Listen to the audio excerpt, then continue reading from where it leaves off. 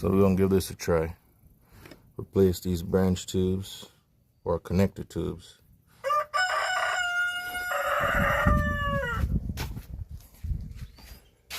Replace this rail.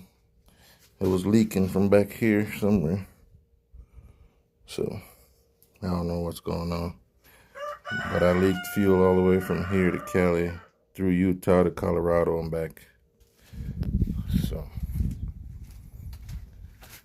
the 6.4 is on the road right now in place of this. So we're gonna get this back up and going, and then we're gonna swap it out. Shut the fuck up. I think I'm gonna do a performance build on that 6.4 for towing. But we're gonna see how this turns out. See if it runs a little better.